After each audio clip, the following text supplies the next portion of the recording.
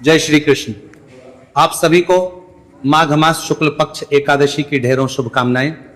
प्रिय दर्शकों, आज के इस वीडियो में हम बात करेंगे माघ मास के शुक्ल पक्ष की एकादशी की। क्या इस एकादशी का नाम है?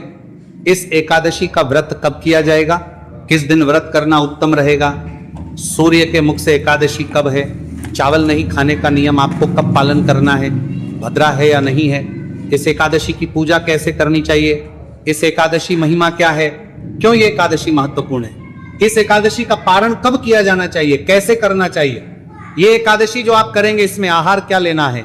भोजन कब करना है? एक वक्त का भोजन करना चाहिए? ये केवल फलाहार लेना चाहिए? नियम क्या कहते हैं? तो संपूर्ण जानकारी आने वाली माघ शुक्ला एकादशी के विषय में आपको इस वीडियो में प्रदान की जाएगी। आपसे निवेदन है कि वीडियो यदि थोड़ा सा भी उपयोगी लगे तो कृपया उसे एक बार लाइक अवश्य कर दीजिएगा। और ये शास्त्रीय जानकारी का वीडियो है तो जितना हो सके शेयर कीजिएगा, जिससे कि सभी लोगों तक सही जानकारी पहुंच सके। अपने व्रत की सफलता के लिए और भगवान नारायण का आशीर्वाद प्राप्त करने के लिए कमेंट बॉक्स में अवश्य लिखिएगा जय श्री हरि या ओम नमो भगवती वासुदेव। हाय, आप देख रहे हैं सनातन धर्म का संसार ज्योतिष संस्थान का यूट्यूब चैनल सनातन धर्म का संसार धार्मिक। हम यहाँ पर सभी व्रत और त्योहारों सही शास्त्रीय जानकारी प्रदान करते हैं। ज्योतिष शास्त्र और पंचांग के आधार पर आपको बताते हैं कौन सी तिथि कब है, व्रत आदि कब करना है, व्रत कौन सी तिथि कब है, और वहां से व्रत क्या विधि है, क्या नियम है और क्या गलती नहीं करनी है। यदि आप सभी व्रत और त्योहारों की सही शास्त्रीय जानकारी पाते रहना चाहते हैं तो कृपया चैनल को सब्सक्राइब कीजिए और बेल आइकॉन को प्रेस कीजिए। जब आप चैनल का सब्सक्राइब बटन दबाएंगे तो वहां एक घंटी का निशान बना हुआ आएगा, उसको दबाइएगा, तभी आपको हमारे सारे वीडियो प्राप्त होंगे, अन्यथा जानकारी छूट जाएगी। आइए प्रिय दर्शकों, जानकारी आरंभ करते हैं। बात करते हैं आने वाली एकादशी की। प्रिय भक्तों, माघ मास चल रहा है और माघ मास की जो शुक्ल पक्ष की एकादशी होती है उसका नाम होता है जया एकादशी। यह एकादशी मनुष्य का कल्याण करने वाली है।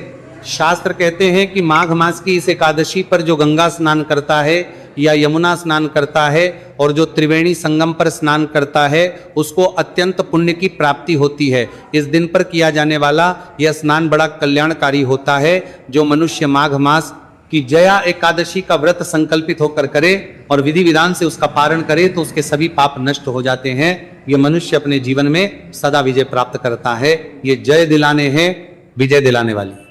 तो यदि आपके जीवन में किसी भी प्रकार की परेशानी चल रही हो, चाहे आर्थिक परेशानी हो, सामाजिक परेशानी हो, किसी के साथ दुश्मनी हो रखी हो, आप केवल और केवल इस एकादशी का विधि विधान से संकल्प करते हुए व्रत पूजन कीजिएगा, आपको सफलता प्राप्त होगी।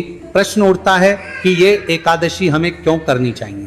प्रिय दर्शकों, माघ शुक्ला जो एकादशी है ना, ये जीवन के संकटों को दूर करने वाली है।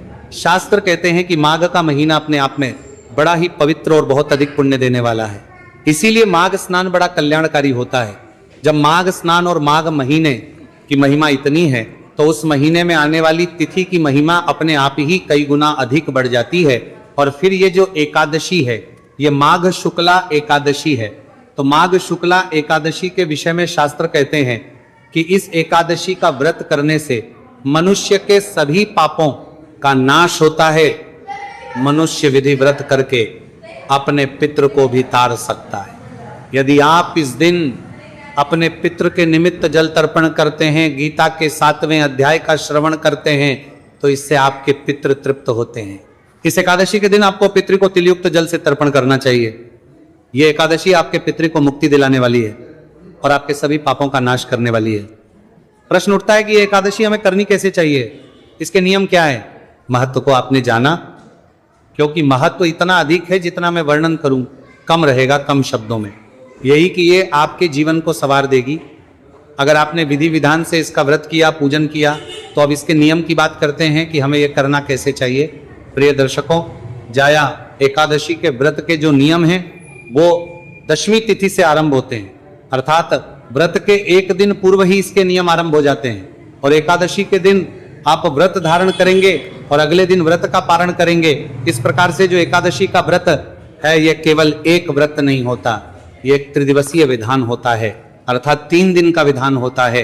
तो इसके नियम व्रत के एक दिन पूर्व अर्थात दशमी तिथि से आरंभ हो जाते हैं और फिर व्रत वाला दिन आता है, जिस दिन आप विधि विधान से व्रत करते हैं और उसके अगले दिन व्रत का पारण करते हैं। बात करते हैं कि आपने व्रत करना कैसे है, इसके नियम क्या जो आपको एक दिन पहले आरंभ करने हैं। तो व्रत के एक दिन पूर्व ही आपको अन्न का त्याग कर देना चाहिए और केवल एक वक्त का ही अन्न ग्रहण करना चाहिए, अर्थात दशमी तिथि को ही अन्न ग्रहण करना चाहिए। ऐसा शास्त्र कहते, रात्रि काल में अन्न ग्रहण नहीं करना चाहिए। ये एक बड़ा नियम है, अगर आपसे इसका पालन हो पाए तो अवश्य कीजिएगा। यदि किसी की शारीरिक स्थिति ऐसी नहीं है या किसी का स्वास्थ्य इतना अच्छा नहीं रहता तो आप आहार 2 वक्त भी ले सकते हैं।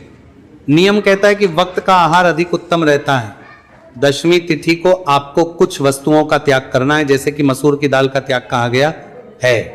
मसूर की दाल आपको दशमी तिथि को छोड़ देनी है, दशमी तिथि को भी ग्रहण नहीं करनी है, एकादशी और द्वादशी में भी ग्रहण नहीं करनी है।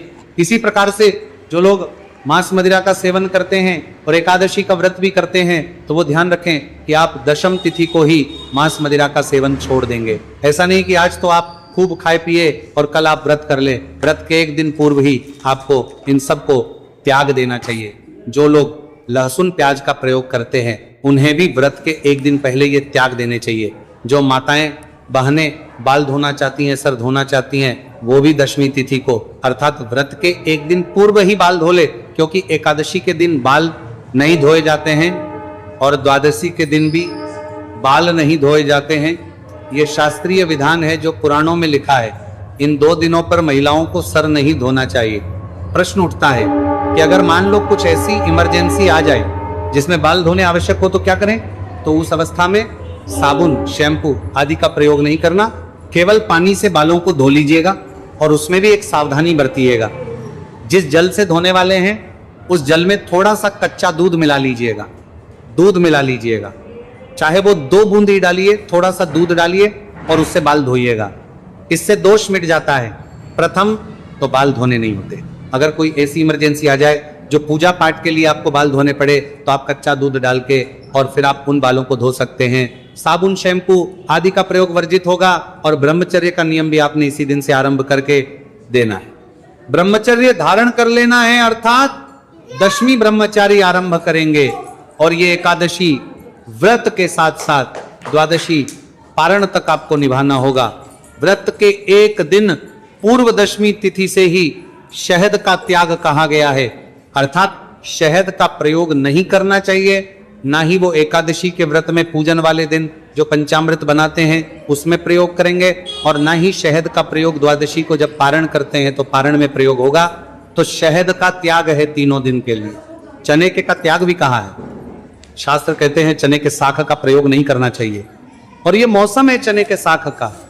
तो जो भी माताएं बहनें चने का शाख प्रयोग करती हैं वो ध्यान दें कि एकादशी के दिन चने का शाख आपको नहीं खाना है, दशमी तिथि को भी चने का शाख नहीं खाना है। कांसे के पात्र का प्रयोग भी कहा गया है कि आप दशमी तिथि को ही कांसे के पात्र को त्याग देंगे, एकादशी को भी प्रयोग नहीं करेंगे, द्वादशी को भी प्रयोग नहीं करेंगे। जो माताएं बहनें भाई बंधु भगवान को लगाने के लिए भी यदि प्रयोग करते हैं तो वो भी ध्यान दें कि कांसे का पात्र जो है वो 3 दिन प्रयोग में नहीं लेना है। इन सभी नियमों का पालन करते हुए दशमी तिथि का दिन व्यतीत कीजिए। जो पूजा पाठ की सामग्री है जो आपके घर में उपलब्ध ना हो तो बाकी सामान आप बाजार से ले आइए और एकादशी के दिन सुबह सूर्य उदय से पहले उठ जाइए। सूर्य उदय से पहले उठ के स्नान आदि करके स्वच्छ वस्त्र धारण करके फिर हम पूजन करेंगे। ध्यान दीजिएगा, इस दिन का जो एकादशी का स्नान है बड़ा महत्वपूर्ण है। ये स्नान यदि गंगा, यमुना या संगम में किया जाए तो अत्यंत पुण्यदायी है। जो लोग घर पर स्नान कर रहे हैं वो भी यदि जल में थोड़ा सा गंगा जल और काले तिल डाल के स्नान करें तो वहां अधिक उत्तम रहेगा। विशेष बात पर ध्यान दीजिएगा कि एकादशी के व्रत वाले दिन जो मंजन है या दातुन आदि है इसका प्रयोग वर्जित कहा गया है, क्योंकि फूल पत्ती आदि तोड़नी नहीं होती इसलिए दातुन नहीं करनी, और आदि का प्रयोग इसलिए नहीं करना क्योंकि मंजन या टूथपेस्ट जो भी आप करते हैं उसमें नमक या केमिकल आता है और ये दोनों ही आपके व्रत को खंडित करते हैं। ऐसी अवस्था में यदि आपके पास व्रत वाला मंजन है तो वो आप प्रयोग कर सकते हैं। अगर आपके पास नहीं है और आप जानना चाहते हैं कि कहाँ से कैसे प्राप्त हो सकता है तो कमेंट बॉक्स में लिख के भी पूछ सकते हैं। तो इस प्रकार से एकादशी के दिन उठ के स्नान आदि करके स्वच्छ वस्त्र धारण कीजिए और फिर अब हम भगवान का पूजन करेंगे। ध्यान दीजिएगा कि भगवान भास्कर को जल अवश्य देना है, सूर्य देव को जल अवश्य देना है। जब तक आप सूर्य नारायण को जल नहीं देंगे, अर्घ्य नहीं देंगे, ना भगवान शंकर की पूजा सफल होगी, ना भगवान विष्णु की पूजा सफल होगी। इसीलिए सूर्य भगवान को अर्घ्य अवश्य दीजिएगा। भगवान सूर्य देव को जल देने के बाद अब आप आज के व्रत का पूजन करेंगे। संकल्प करते हुए अब प्रश्न उठता है, सामग्री क्या चाहिए, किन किन वस्तुओं की आवश्यकता होगी? तो आपके पास भगवान नारायण की कोई तस्वीर या प्रतिमा होनी चाहिए, उनको स्थापित करने के लिए चौकी होनी चाहिए, चौकी पर बिछाने के लिए पीला या लाल वस्त्र लीजिएगा, भगवान को अर्पित करने के लिए रोली, मौली, पान, सुपारी, लौंग, इलायची, धूप, दीप, नैवेद्य, पुष्प, इत्र, जनेऊ, पंचामृत बनाने के लिए कच्चा दूध, दही, घी, शक्कर और गंगा जल। इसके अतिरिक्त एक तांबे का लोटा लीजिएगा, ये पूजा की सामग्री है। इसमें जो सामग्री आपके पास ना हो वो आप बाजार से लीजिएगा।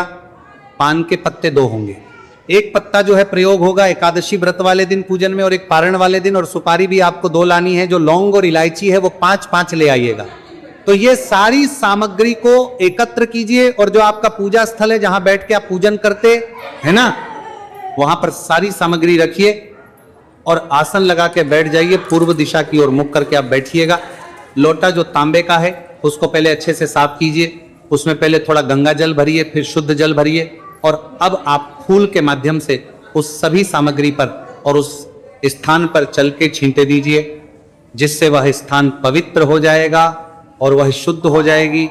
क्योंकि वो सामग्री आप तक पहुंचने से पहले ना जाने किस किस के हाथों से हो के निकली है, किसने किस अवस्था में उसको हाथ लगाया है, इसीलिए आपको उसे शुद्ध करना होता है। जल के छींटे दीजिएगा।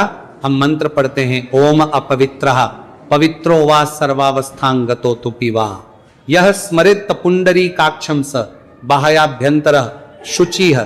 इस प्रकार से स्थान को शुद्ध किया, सामग्री को शुद्ध किया। अब आप चौकी बिछाइए, चौकी पर लाल या पीला वस्त्र जो आपके पास है ना वहां बिछाइए। उसके ऊपर भगवान नारायण की कोई भी तस्वीर या प्रतिमा है, भगवान विष्णु की, तो वहां रखिए। लड्डू गोपाल भी विराजमान कर सकते हैं या शालिग्राम भगवान भी विराजमान कर सकते हैं। उनको विराजमान करने के बाद धूप रखिए, दीप रखिए। दीपक जो आप रखेंगे वो अगर घी का दिया जला रहे हैं तो सीधे हाथ की ओर रखिएगा भगवान के, और तेल का दिया जला रहे हैं तो उलटे हाथ की ओर।